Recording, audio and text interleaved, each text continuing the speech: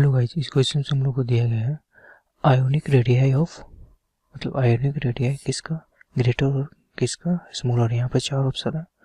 पहला क्या है, Ti4+ is less than Mn7+। जो Ti किसको बोलते हैं, टिटानियम, और ये Mn मैग्नीज।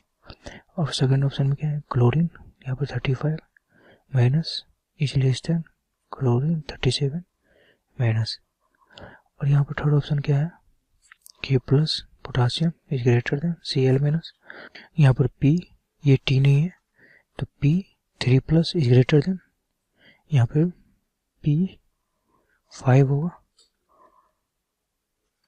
ये P5+। तो अब देखते हैं हम लोग चारों ऑप्शन को। तो सबसे पहले ऑप्शन उठाते हैं। सबसे पहले ये देखते हैं आयोनिक रेडियाई जो होता है, ionic radii is inversely proportional to the charge. Inversely proportional to the क्या होता है, चार्ज होता है। तो यहाँ पर जो देखते हैं, मोर is the positive charge smaller the size. अगर ज़्यादा चार्ज होगा पॉजिटिव, मोर इज लिख देता हूँ, मोर इज पॉजिटिव चार्ज, तो क्या हो जाएगा उसका, साइज विल बी स्मॉलर, तो स्मॉलर द साइज। ये अपना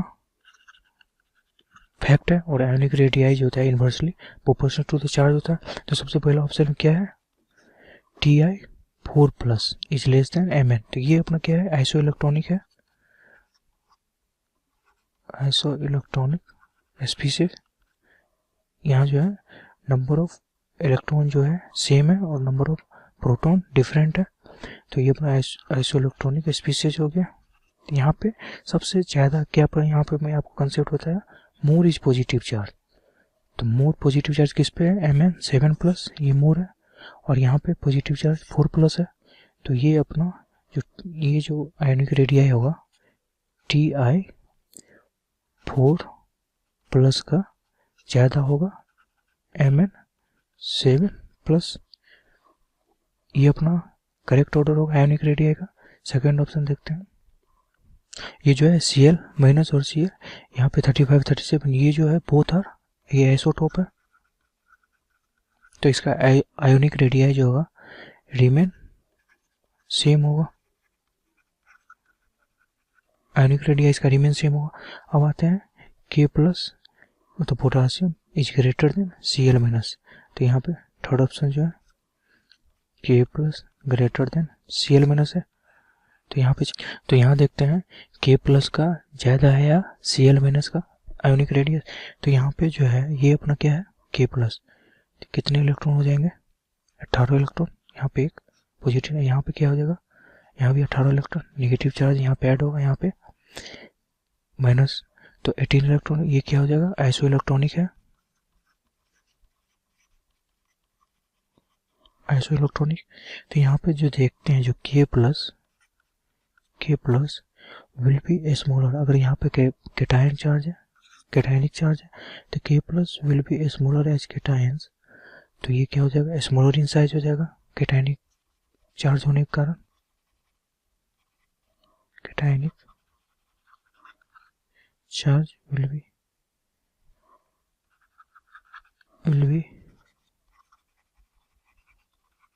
स्मॉलर इन साइज। यहाँ पे क्या है, नेगेटिव चार्ज है, ये क्या है, एनायनिक चार्ज है, एनायनिक, तो will be smaller in size than anions. तो यहाँ पर जो है आयोनिक रेडियाई जो होगा ये Cl- का ज़्यादा होगा K+ से। ये अपना थर्ड ऑप्शन है, Cl- का ज़्यादा आयोनिक रेडियाई, Cl- का ज़्यादा K+ है। अब बात करते हैं, तो यहाँ पे क्या है, P3+ is greater than P5+। तो यहाँ आयोनिक रेडियाई देखते हैं। तो यहाँ पे नंबर ऑफ इलेक्ट्रॉन कितना हो जाएगा, 12 इलेक्ट्रॉन, और यहाँ पे 10 इलेक्ट्रॉन, और नंबर ऑफ प्रोटॉन सेम है। तो आपको मैंने पहले ही बताया था एक concept, more is the positive charge smaller the size. और आयोनिक रेडियाई जो है वो inversely proportional to the charge है। तो यहाँ पे ज़्यादा चार्ज किस पे है, P5 पे 5 P5 प्लस, ये इसका क्या हो जाएगा, आयोनिक रेडियस सबसे कम होगा P3 प्लस से, तो ये अपना करेक्ट आंसर होगा। So I hope you understand well, thank you. इस सवाल में हमसे पूछा गया है कि नाइट्रोजन और ऑक्सीजन की जो पहली आयोनाइजेशन पोटेंशियल है वो किस तरह से रिलेटेड है। ठीक है, अब नाइट्रोजन और ऑक्सीजन किस सीक्वेंस में होते हैं, पहले आता है नाइट्रोजन और फिर आता है ऑक्सीजन। तो जो पीरियोडिक ट्रेंड होता है उसके अकॉर्डिंगली जब लेफ्ट टू राइट मूव कर रहे हैं तो आयोनाइजेशन एंथैल्पी बढ़नी चाहिए, यानी कि ऑक्सीजन की एंथैल्पी ज़्यादा होनी चाहिए या पोटेंशियल ज़्यादा होनी चाहिए as compare to nitrogen, but ये गलत होता है। उसके लिए हमें इन दोनों की कन्फिग्रेशन देखनी होगी। एटॉमिक नंबर है इसका 7, इसका 8, कन्फिग्रेशन क्या है 1s2 2s2 2p3, इसकी है 1s2 2s2 2p4। अब नाइट्रोजन में हमें अगर एक इलेक्ट्रॉन निकालना है तो वो P3 से निकालना है विच इज हाफ फिल्ड। ठीक, अब हाफ फिल्ड होने के नाते ये स्टेबल हो गई, और स्टेबल से एक इलेक्ट्रॉन निकालना मतलब उसे अनस्टेबल करना, और कोई भी एलिमेंट नहीं चाहेगा कि वो अनस्टेबल हो। तो हाफ फिल्ड से इलेक्ट्रॉन निकालने में हमें ज़्यादा एनर्जी लगेगी as compare to incompletely field.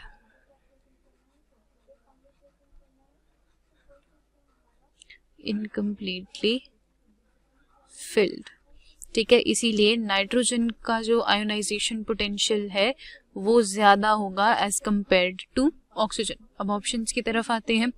The ionisation potential of oxygen is less than nitrogen, correct. Ionisation potential of nitrogen is greater, correct. The two ionisation potential are comparable, हाँ ज़्यादा difference नहीं होता है तो इन्हें हम कंपेयर कर सकते हैं इनकी वैल्यूज़ को, तो ये भी बिल्कुल करेक्ट है। तो करेक्ट स्टेटमेंट्स कौन सी है, ए, बी एंड सी। हेलो, आज का क्वेश्चन हमारा more than one correct type है। देखते हैं क्या दिया गया है। सोडियम सल्फेट दिया गया है कि ये सॉल्युबल होता है वाटर में, जबकि बेरियम सल्फेट हमारा स्पेरिंगली सॉल्युबल या कह सकते हैं वेरी लेस सॉल्युबल होता है वाटर में। तो उसका रीज़न क्या है, तो उसका रीज़न देखा जाए तो सोडियम सल्फेट यदि डिजॉल्व हो रहा है इसका मतलब क्या हुआ कि इसका एंथैल्पी ऑफ हाइड्रेशन ये क्या होगा, ज़्यादा होगा as compare to lattice enthalpy. मतलब जब ये हाइड्रेट हो रहा है तो ज़्यादा एनर्जी रिलीज कर रहा है एज कम्पेयर टू जब इसको तोड़ने में जो एनर्जी लग रही है। तो ये एक हो गया। और बेरियम सल्फेट क्योंकि हमारा डिजॉल्व नहीं हो रहा है तो इसका क्या मतलब हो गया कि इसका एंथैल्पी ऑफ हाइड्रेशन ये लेस होगा एज कम्पेयर टू इसका लैटिस एनर्जी। तो इस हिसाब से देखा जाए तो हमारा ए स्टेटमेंट क्या है, the hydration energy of sodium sulphate is more than its lattice energy, तो ये करेक्ट है। The lattice energy of barium sulphate is more than that its hydration energy, तो ये भी स्टेटमेंट बी भी हमारा करेक्ट है। Lattice energy has no role to play in solubility, ये गलत स्टेटमेंट है क्योंकि लैटिस एनर्जी यदि ज़्यादा होगा तो हमारा लेस सॉल्युबल होगा।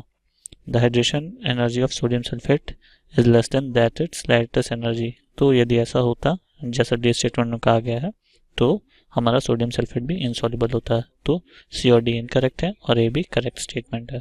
Thank you.